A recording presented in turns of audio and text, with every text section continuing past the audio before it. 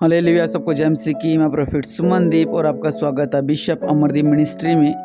प्रभु आपको ब्लेस करे और आप आशीष को पाएं प्रभु यीशु मसीह के नाम से। प्रभु महान है, राजों का राजा, प्रभु का प्रभु है। वो आपके जीवन में अद्भुत कार्य करे और आप आशीष को पाएं प्रभु यीशु मसीह के नाम से, क्योंकि प्रभु राजों का राजा, प्रभु का प्रभु है। वो आपके जीवन में अद्भुत कार्य करें और आप आशीष को पाएं प्रभु यीशु मसीह के नाम से। आज का दिन दिखाने के लिए उस महान परमेश्वर को धन्यवाद दें। और आज को जो हमारा टॉपिक है कि सूखी हड्डियों की तराई में एक गहरी बात। इसमें आपने बहुत बार पढ़ा होगा यहेजकेल 37, लेकिन इसके अंदर मैं आपको एक गहरी बात पर लेके जाना चाहता हूँ जो कि परमेश्वर ने मुझसे कही, जो कि अक्सर हम लोग नहीं करते हैं हमारे जीवन के अंदर।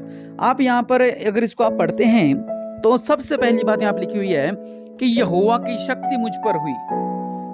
अगर आप पवित्र आत्मा की सामर्थ्य से भरे हुए हैं, अगर आपके अंदर परमेश्वर की शक्ति है, शक्ति का मतलब अगर आपके अंदर परमेश्वर का जलाल है, सामर्थ्य, आप प्रार्थना करते हैं, आप आराधना करते हैं, स्तुति करते हैं, दशमांश निकालते हैं, भक्ति करते हैं, प्रभु की संगति में आप लवलीन हैं, तो वचन यहाँ पे क्या कहता है?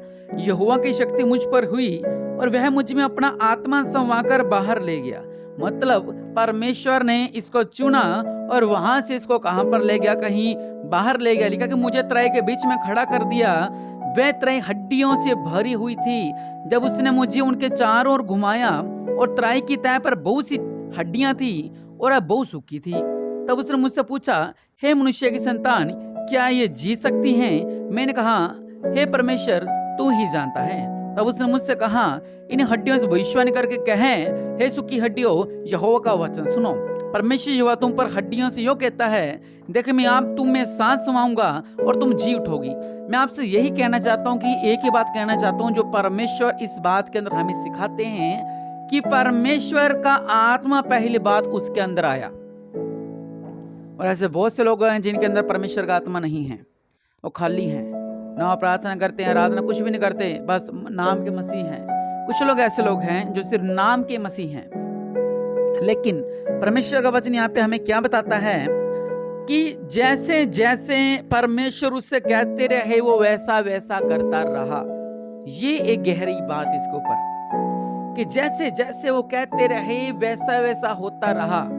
आज मैं आपको ये बात सिखाना चाहता हूँ कि अगर आप परमेश्वर के वचनों पर चलते रहेंगे, परमेश्वर के साथ चलते रहेंगे, जैसा जैसा परमेश्वर आपसे कहते हैं अगर आप वैसा वैसा करते रहेंगे, तो आपके सामने जो सूखी हड्डियां हैं ये कुछ भी नहीं है। आपके जो सूखे हालात हैं आपके सामने कुछ भी नहीं है। आपकी घर की सूखी परिस्थिति आपके सामने कुछ भी नहीं है। आपके घर के सूखे संकट आपके आगे कुछ भी नहीं है। वहां पे लिखा हुआ है बहुत सी सूखी हड्डियां। एक होता है ना सूखी हड्डियां, यहाँ पे 2 बार लिखा हुआ है, दोबारा से पढ़ेंगे। लिखा हुआ है कि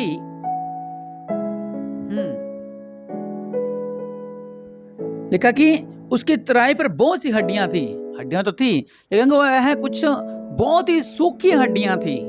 हालेलुया। वहां पे क्या कह रहा है कि बहुत ही सूखी हड्डियां थी। कुछ ऐसे घरों के हालात भी होते हैं जो बिल्कुल ही सुस्त, बिल्कुल ही ऐसे सुनने और बिल्कुल ही ऐसे झाड़ा फूकी वाले होते हैं।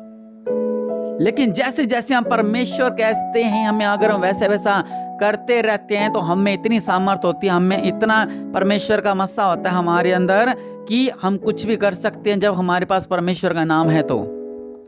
हालेलुया। जब नमान कोड़ी अपने पास सोना पैसा सब कुछ लेकर गया, अलीशा ने ऊपर से क्या कह दिया? सिर्फ इतना कहा कि 7 डुबकी लगा ले जाकर नदी में। क्या? जाकर 7 डुबकी लगा ले और तेरा शरीर बच्चे जैसा हो जाएगा। वो फुड़फुड़ाने लग गया, ऐसा थोड़ी होता, ऐसे नहीं होता, ऐसे नहीं होता, ऐसे नहीं होता, ऐसे नहीं होता। लेकिन यहाँ पे ये लिखा हुआ है कि वो जैसे जैसे कहता रहा वैसे वैसे उनके बीच में चमत्कार होते रहे। अलीशा ने विधवा से क्या कहा था कि तू इस कुप्पी को, तेल को उंडेलती रहना, उंडेलती रहना, उंडेलती रहना, उंडेलती रहना। और जैसे जैसे वो करती रही, जब तक अकाल खत्म, जब तक उसका कर्जा खत्म नहीं हुआ, तब तक क्या हो गया? उसने उससे अपने कर्जे को चुका दिया, उस तेल को बेचकर कर्जे को चुका दिया और बाकी से वो अपने और अपने बच्चों का पालन पोषण करती रही। और एलिया के समय में जब सारपत विधवा थी, उसके पास क्या था? उसके पास भी एकलप आटा, एकलप मैदा था उसके पास। क्या हुआ? वो निकालती, जब उसने एलिया के कहे अनुसार कहा कि पहले मेरे लिए लेकर आ, वो निकालती रही, खाती रही, निकालती रही, खाती रही, निकालती रही, जब तक अकाल खत्म नहीं हुआ तब तो वो खाते रहे। क्यों? क्योंकि जैसे उन्होंने कहा था वैसा ही उनके जीवन में हुआ। परमेश्वर के लोगों, एलिया परमेश्वर ने जब ये कह दिया था कि तू जाकर उस नाले में छुप जा, और वहां पे क्या हुआ, उनको खाना देने के लिए क्या कुएं खाना लेके आते थे। अगर एलिया कहता कि नहीं प्रभु जी मैं वहां पे उस नाले के पास नहीं जाऊंगा, मुझे तो कोई घर दिला दो, तो क्या होता ऐसा? नहीं। उसने जैसे जैसे परमेश्वर उससे कहते रहे वैसा वैसा होता रहा। और उसको खाना कौन लेके आता रहा? जो खाना छीनते हैं वो खाना उसके लिए लेके आ रहा है। वो यहाँ पे लिखा हुआ है, वो कह रहा है कि क्या ऐसा हो सकता है? वो कहता प्रभु जी आप ही जानते हैं। अब देखिए यहाँ पे दो बातें हो जाती हैं। ये बात होगी जब मूसा इजरायलियों को छुड़ा के लेके आ रहा था, वो चमत्कार देखता आ रहा था। कौन? इजरायली लोग चमत्कार देख रहे थे, प्रभु उस वर्ष से खाना दे रहे हैं, ऐसा और ऐसा। और जब लाल समुद्र सामने आ गए तब वो डर गए, तब वो घबरा गए। यहाँ पे उसने क्या कहा? उसने क्या कहा कि क्या ऐसा हो सकता है? उसने कहा प्रभु जी आप ही जानते। उसने कहा नहीं नहीं ऐसा थोड़ी हो सकता है, ये हड्डियां जीवित नहीं हो सकती। जैसे इजरायली लोग बुड़बुड़ाने लग गए थे, वो क्या कह रहे थे कि मूसा तो हमें यहाँ पे मरने के लिए लेके आ गया है, वो हमें यहाँ पे मारने के लिए लेके आ गया है, पीछे मौत आगे मौत, हर जगह मौत ही मौत है, हम तो फंस गए, हम तो लुट गए, हम तो बर्बाद हो गए। लेकिन यहाँ पे क्या लिखा हुआ है? उसने कहा क्या ये हड्डियां जी सकती हैं? उसने कहा प्रभु जी आप ही जानते हैं। हालेलुया। ये बात वहां पर मान लो वो उन्होंने वहां पर वो सामने लाल समुंदर देख के पीछे उसकी फिरौन सेना देख के वो घबरा गए थे। क्या हुआ वहां पे? यहाँ पे लिखा हुआ है तब उसने मुझसे कहा इन हड्डियों से भविष्यवाणी करके कहे। हालेलुया। वो कह रहा है कि क्या ये हड्डियां जी सकती हैं? उसने कहा हे परमेश्वर तू ही जानता है। तब उसने मुझसे कहा इन हड्डियों से भविष्यवाणी करके कहे, ए सूखी हड्डी यहोवा का वचन सुनो, परमेश्वर यहोवा तुम हड्डियों से यूं कहता है, देखो मैं यहाँ पे तुम में सांस समाऊंगा और तुम जी उठोगी। हालेलुया। तुमको चमड़े से ढांपूंगा, तुम्हें मांस चढ़ाऊंगा, सांस समाऊंगा और तुम जियोगी, तुम जान लोगे कि मैं यहोवा हूँ। इस आज्ञा के अनुसार मैं भविष्यवाणी करने लगा और मैं भविष्यवाणी कर ही रहा था कि एक आहट आई, भूडल हुआ और वो हड्डियां इकट्ठी होकर हड्डी से हड्डी जुड़ गई। हालेलुया। क्या हो गया? एक बहुत बड़ा चमत्कार हुआ इसके जीवन में। तो इसने अपनी आंखों से इतना बड़ा चमत्कार देखा, और हम भी अपनी आंखों से इतना बड़ा चमत्कार देखकर हम यूं ही कभी स्टॉप हो जाते हैं। लेकिन नहीं, यहाँ पे आगे क्या लिखा हुआ है? उसने क्या कहा?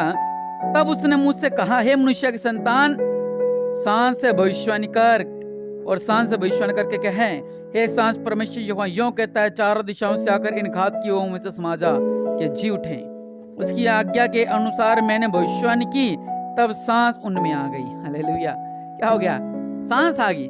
पहले जो हड्डियां थी उनके ऊपर मांस चढ़ गया, उनके ऊपर वो जीवित हो गए। और उसके बाद क्या किया उन्होंने? उनको बोले इनके अंदर सांस आ जाए। हालेलुया।